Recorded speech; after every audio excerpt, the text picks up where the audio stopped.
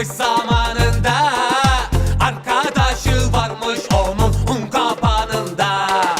Kalkmış gelmiş İstanbul'a sanatçı olmaya. Abdülkadir başka yer mi yok şarkıcı olmaya. Abdülkadir bir sen eksiktin homojen olmaya. Madem buraya kadar geldi buyurun Avrupa'ya. Abdülkadir, Ramiye ya da un kapanına gidelim. Ya rock söyleyeceğiz ya da Hicaz, vallahi aç kalacağız.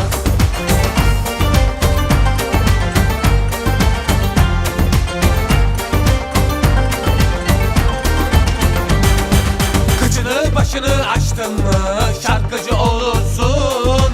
Abdülkadir sen nereni yavrum tutturursun.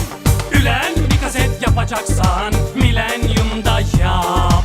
Milenyumda yapmazsan uranyumda yap. Abdülkadir, Ramiye ya da un kapanına gidelim.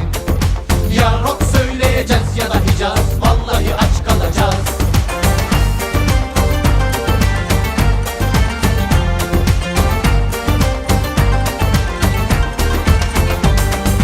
Pazarları gazetelerde bedava magazin var.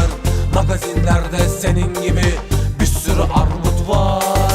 Abdülkadir kusura bakma bir sen armutsun. Bir de senden ne şansını pop müzik kurtulsun. Her gün bir star patlıyor, sen de patlarsın. Millet böyle susarsa Rütük ne yapsın? Abdülkadir, Ramiye ya da un kapanına gidelim.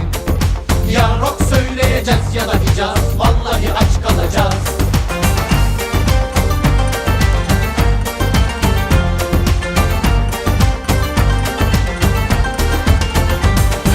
İbret olsun sesimiz prodüktörlere. Ayıp oluyor artık, yazık bu millete. Olayın Abdülkadir'le hiçbir ilgisi yok. Anlayan anlamıştır, başka sesimiz yok. Je tombe avec moi si tu savais combien je t'aime, mutation, mutation, docteur Paris, Napion.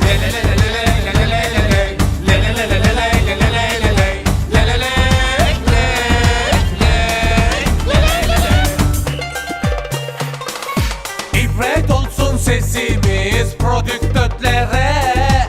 Ayıp oluyor artık durum, yazık bu millete. Abdülkadir olayın senle hiçbir ilgisi yok.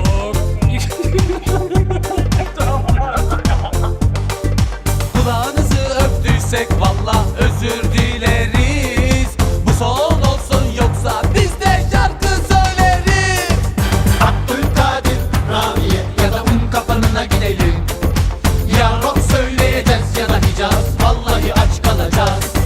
Abdülkadir, Ramiye ya da un kapanına gidelim. Ya rock söyleyeceğiz ya da Hicaz, vallahi aç kalacağız. Eğer böyle giderse herkes şarkıcıyım der kendine bu ülkede. Bu ülkede. Evet. Onlar da duysunlar sesimizi. Hep birlikte. Tamam. Hadi gel kardeşim. Biz tiyatromuza geri dönelim. Taksi parası kimden? Ve perde. Ya Şükran. Ayva.